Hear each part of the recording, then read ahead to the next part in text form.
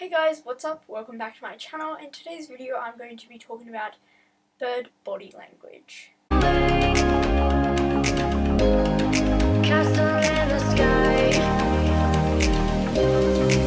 It's important before getting a bird to do a lot of research on their body language so that you can understand them before you get them. Because if you just get a bird and you don't understand its body language, it's going to be very confusing for you and for your bird. So it's important to do your research beforehand to, even though you won't know everything, just to get a basic idea of their body language. And I try to do as many different situations as I can because different situations could mean different things, so that's very important to keep in mind when you are trying to read your bird. Having the bird, you will learn its body language, but it's better to come in with the idea of what it's going to do roughly, just so that you can have that start ground and have a place to start where your bird understands and you understand, and you can go from there. So here are a few things that birds do and what they mean.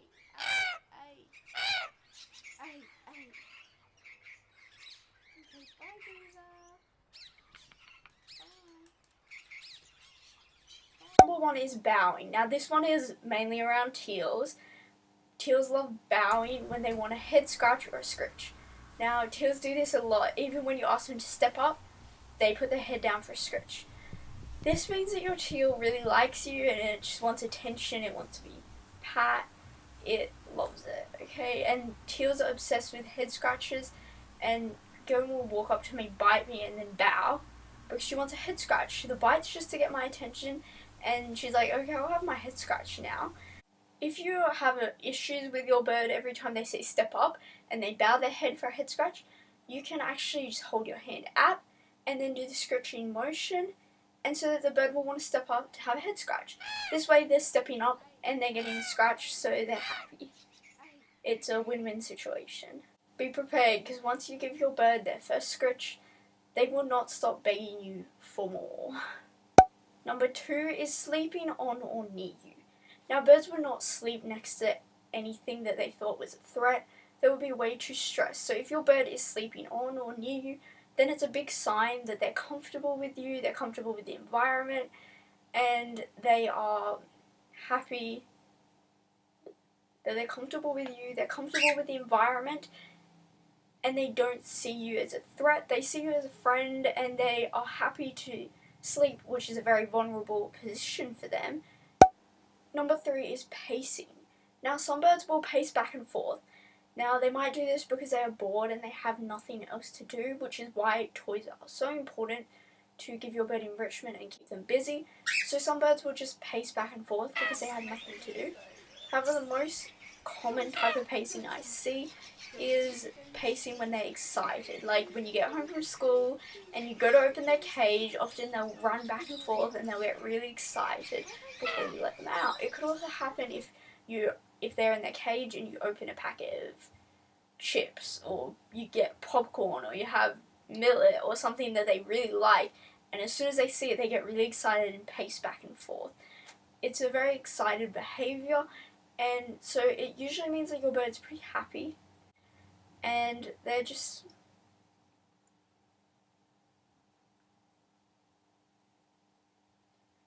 so often they might pace when they're waiting for you to get them out and they want a head scratch and they want to come out and they want to stretch their wings and they're really excited to see you and that you're back. So it's obviously a sign that they are happy to see you. Number four is casual preening. Now birds love preening their feathers, and cockatiels are big nerds of this. They preen their feathers like crazy. They're known for being the birds that preen themselves 24/7. It's to keep all their feathers nice and neat, and to get rid of pinned feathers. Preening is a sign that your bird feels comfortable in their environment and that they feel safe. It can be also a sign that they're kind of content, they're pretty happy, they're pretty chill, they're pretty comfortable, they're just chill. So it's a pretty good sign if you see your bird casually preening. Now it's a different story if they're ripping out their feathers. That can be a big stress thing, but casual preening is really good for your bird. Obviously if they're doing over preening, then that turns to plucking and that's not great, but it's not always something that we can stop. However, it's important to keep in mind casual preening can be a sign that your bird is getting a bit tired, which means you might want to put them back in their cage so that they can have a little nap, or if it's nighttime and they just need to go to bed and they need to sleep. So it's really important that if you see your bird preening and it looks really chill, maybe it's not just chill, it actually is really tired. And it might get a bit crabby, so you have to be careful. Number 5 is fluffing up. Now, birds look so cute when they fluff up, and they do it quite a bit, but there are actually quite a few different signs. Now, number 1, if your bird is fluffing up all day, that is a really bad sign that they could be sick, and they should be taken to a avian vet ASAP. Birds could also fluff up if they're cold. So, for instance, if I put Gerwin in a cage outside, and I notice she was fluffing up a lot, then that could be a sign that she's cold, and maybe I should take her back inside. Because when they trap air between their feathers, it stays warmer, and the more air they trap between their feathers, the warmer they stay. So they pretty much fluff up as much as possible to trap as much air as possible to stay as warm as possible. So if they're doing that, then it's a big sign that they could be cold. Birds will also fluff up just when they're comfortable though, so they could just be chilling, like if it's a perfectly fine degrees and you know it's perfectly fine for your bird, and they're fluffing up, chances are they're not cold and they're just chilling. But it's important to keep that in mind when you get to colder weather and you see your bird fluffing up. That can be a sign that they are cold. Number 6 is aggression, so biting, lunging, hissing, are all aggressive behaviours that birds do to tell us they don't feel comfortable or they don't like us, they don't want to be near us, they don't like us in their space, they're being territorial over something. There are many different reasons why your bird could hiss, bite, or lunge at you.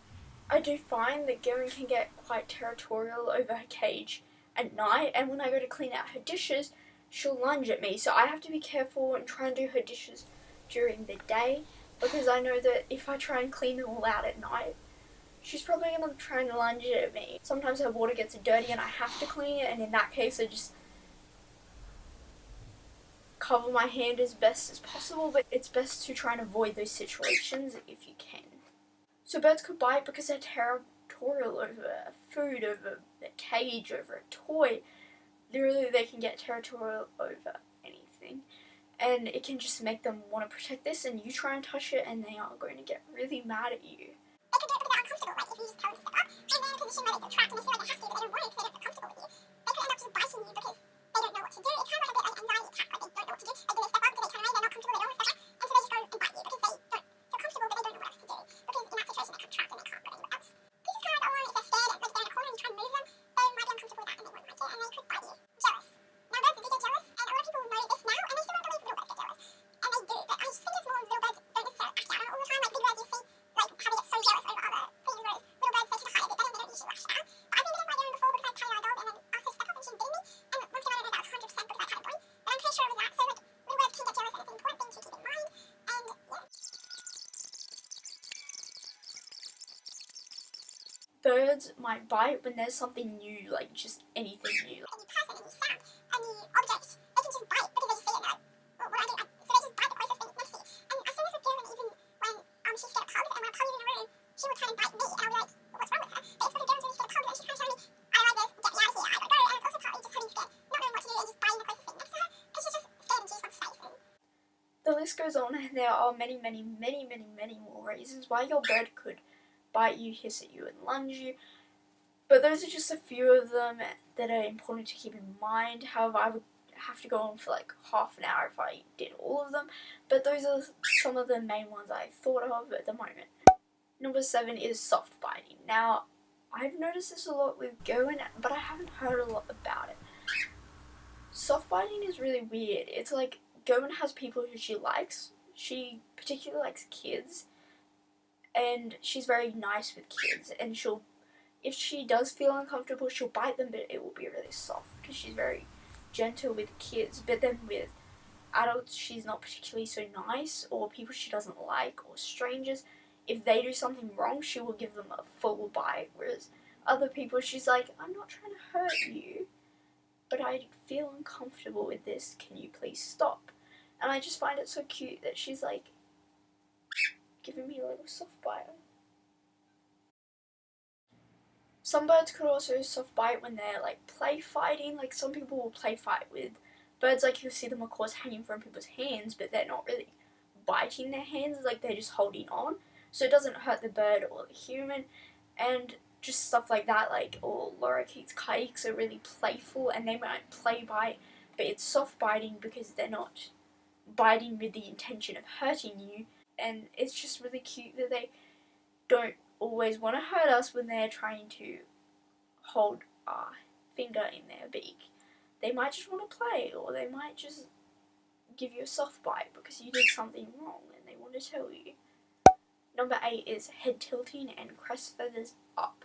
Now birds can do this when they are shocked, when something new walks in the room or they see a shadow. They get a bit spooked and their head feathers go up. Now this doesn't necessarily mean they are scared. It can actually mean they're quite curious about what happened in the room. And I see big misconception, especially with teals, is a myth I heard a while ago, was when they put their head feathers up it means they're scared. And that's not true. It can very much mean a lot of different things. They can just be curious, they can just be putting their head feathers up because they're shocked or they got a bit spooked. But being spooked doesn't necessarily mean they're scared. This could be a common reaction to a shadow, a new toy, a new object, or a new person they've never seen before. Or when I take them for walks, new birds, if they make a different noise that she's never heard, she might get a bit spooked. But it's not really spooked, like she just kind of puts her head feathers up, but it's slower because she's very curious about the new noise. She also does a lot of head tilting, and I'll notice when they look up and their eyes go really shiny, that's also a big sign that they're curious and they're looking around the environment. Number 9 is beak grinding. Beak grinding is a common sign that your bird is comfortable and can also be a sign that they're tired. It often goes hand in hand with yawning, crop adjusting, as they're all kind of signs that your bird's getting tired. Common behaviours that Gerwin does are like beak grinding, yawning, crop adjusting, preening, and these are all behaviours that kind of go hand in hand that kind of mean your bird is tired. Obviously it depends on the way your bird does these activities and the way the bird presents it. Like if it looks perfectly fine, it looks perfectly awake, its reactivity is high, then it's probably not that tired. But if your bird is very chill, it's just beak grinding, it's yawning, it's crop adjusting, it's preening itself, that can be a sign that your bird is tired and that you might want to put it back in the cage so that it can have a nap, because it could get a bit grumpy and then bite you. Number 10 is hanging. Does your bird hang off of stuff when you walk into a room? Now this can mean a few different things, but some of the main things I found were territorial, and I'm pretty sure this is the one Gerwin does, because whenever I walk in the room, the way she does it just suggests that it's very territorial. This is my cage, because she just hangs off the side, she makes herself as big as possible, and she kind of does a little bit of a hiss thingy as well. Like even if I'm on the other side of the room, she just does this little hiss thingy, like this is my territory or this is my cage. And so it's important to read those signs, because if you go up and you try and pick her up, she's literally just told you, this is my space, this is my cage. And that's very disrespectful to her, because you're not understanding what she's saying, and you're also going to be very disrespectful to her because you're not listening to what she's saying, and also you are making her feel uncomfortable because she's told you not to do something and you're going ahead and doing it. Now birds could also hang off of their cage when they're looking for attention. Like say you're chilling on your bed or just sitting on your chair and your bird's sitting on their cage and they hang off of their cage, because birds just like hanging off stuff sometimes. And you look up at your bird to see what they're doing, because you want to see what they're doing. You hear them move and you look at what they're doing. And they notice that you looked up at what they were doing. So your bird learns to get your attention, they can hang off of their cage. And so your bird will do this over and over and over to get your attention when you're doing other stuff. Like if you're on your phone or you're just chilling, your bird can walk up and hang off of their cage because they want you to look up at them. and they want the attention for themselves. They're very smart and they know how to get our attention.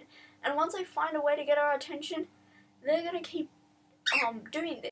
Teaching them bad behaviors, like if they're screaming and you're giving them a ton of attention, they're learning by screaming, they're getting attention. So it's really important that you're not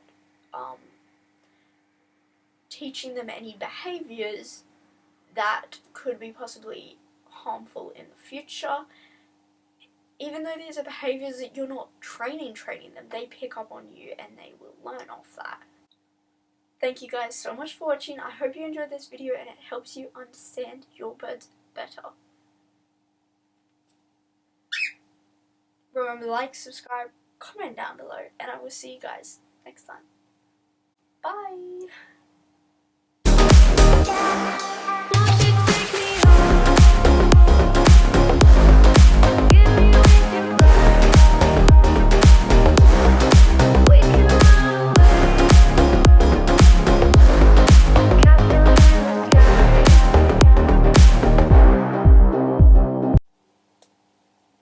Cockatoo number 3